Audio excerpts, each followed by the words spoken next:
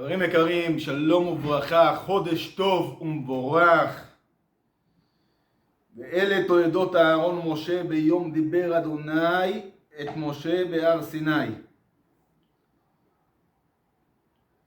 ואלה שמות בני אהרון, הבכור נדב ואביהו, אלעזר ואיתמר. אלה שמות בני אהרון הכהנים, המשוחים אשר מילא ידם לכהן. וימות נדב ואביהו לפני אדוני, והקריבם נס זרה לפני אדוני במדבר סיני, ובנים לא היו להם, ויכהן אלעזר ואיתמר על פני אהרון אביהם.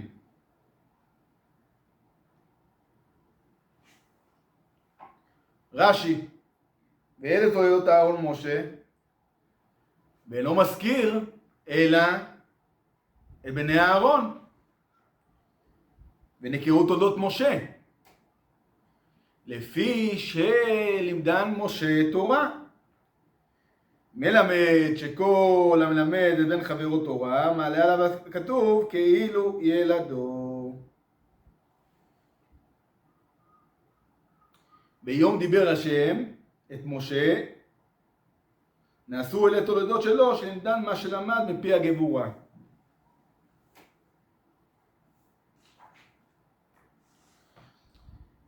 אז התורה פותחת לנו פה בתולדות אהרון ומשה, אך התורה מפרטת לנו בעצם רק את התולדות של אהרון הכהן.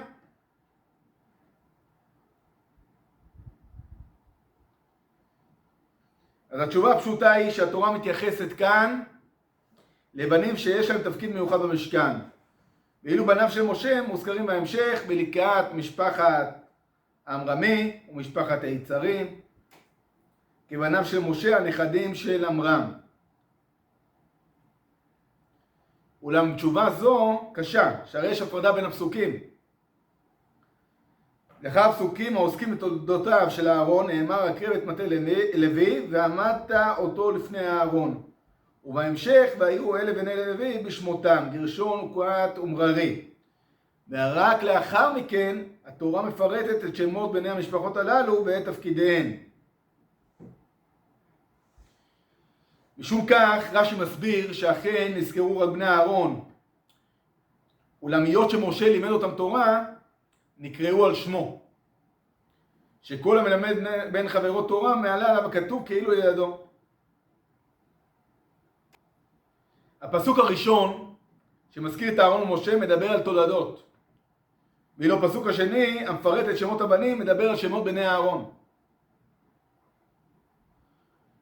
בעצם יש לנו פה הזכרה של בני אהרון ואינו מזכיר את משה.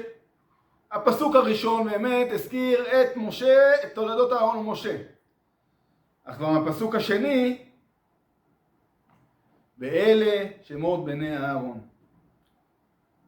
לומר לך אהרון ילד ומשה לימד, לפיכך נקראו על שמו. זה בא בעצם ללמד אותנו שהמושג תולדות אינו מתייחס בהכרח לשאלת ילדיו של האדם, אלא לשאלה מה הקורות חיים שלו.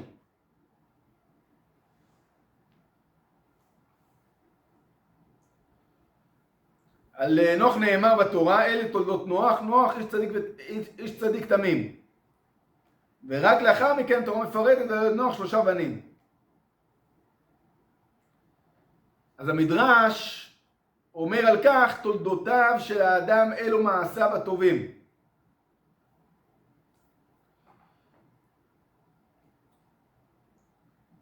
הגמרא בסנהדרין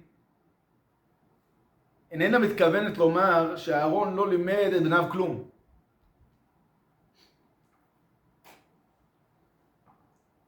אלא מי השקיע? מי השקיע יותר?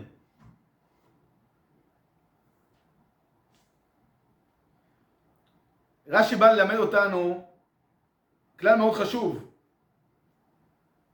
מלמד שכל המלמד בן חברו תורה, הרי שמעבר לפירוש הפשט, רוצה רש"י ללמדנו עד כמה חשובה מעלתו של מי שמלמד בן חברו.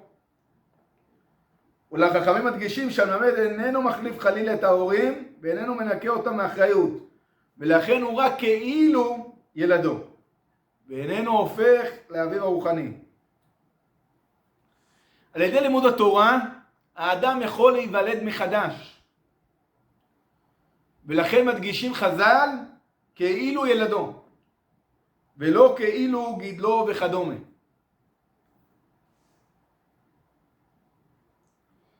הרב מלובביץ' מוסיף ואומר שמסיבה זו התורה מדגישה ביום דיבר השם את משה בהר סיני. רק מכוח קבלת התורה בהר סיני יכול האדם להיחשב כמי שילד את זה שלמד תורה ממנו. זאת מפני שהתורה משנה את כל ההסתכלות של האדם על העולם. ומורה לו כיצד יש לחיות את חייו בעולם הגשמי המסובך שאנו חיים בו. החיבור בין אהרון למשה בלימוד התורה, אשר האחד הוא בבחינת ייקוב הדין את ההר, והאחד הוא בבחינת אוהב שלום ורודף שלום. הוא זה שמוליד את השלמות בלימוד התורה.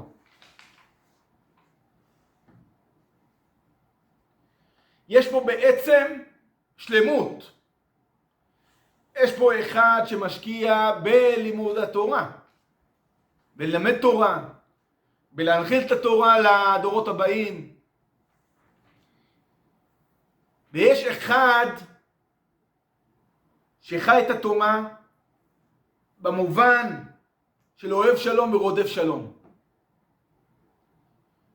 כדי לקרב את עם ישראל לתורה צריך אהבת אדם, צריך אהבת חינם, צריך אהבה כדי לקרב וכדי להשכין שלום. אהבה היא נותנת המון כוח כדי לאחד את העם, כדי לשמור על העם, כדי לחבר את העם לתורה. שני הדברים האלה ביחד הם שלמות. יש פה תפקיד מאוד משמעותי. רב שמלמד, יש לו אחריות לתלמיד, לילד. ומצד השני יש לו גם את האחריות על הילדים שלו. לבדוק שהם אינם הולכים לאיבוד, שהם בדרך הנכונה. גם אם הם אינם הולכים באופן הטבעי ללימוד תורה, אז צריך לשים לב אליהם ולעודד אותם. כדי שחלילה הם לא ייפגעו מכך שיהיה משקיע את כולו בלמידה של ילדים אחרים, וחלילה אותם מזניח. הדאגה של משה לעם הביאה לכך שלא השגיח על בניו, ולא יכול היה למושכם לבקשת השם. לכן תולדותיו של משה הם בני אהרון, ולאו דווקא בניו.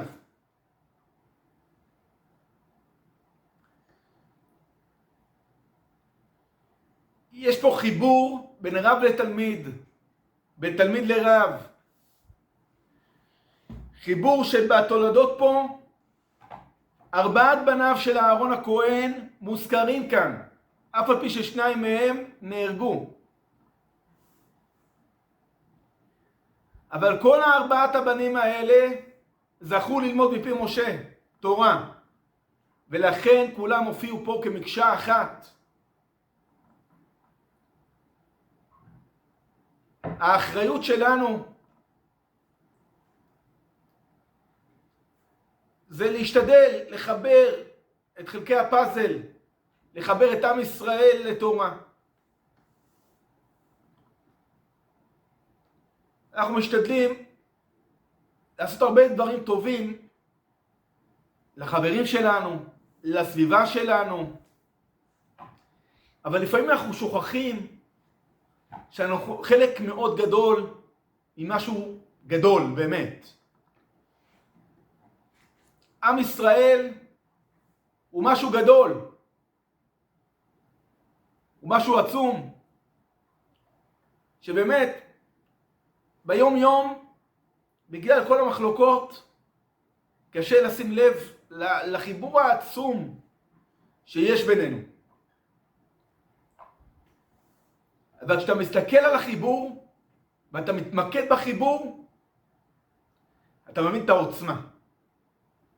אתה מבין שיש לנו דרך, ועם הדרך הזאת זכינו לחזור לארץ ישראל. זכינו שהתורה מלווה אותנו במשך דורות.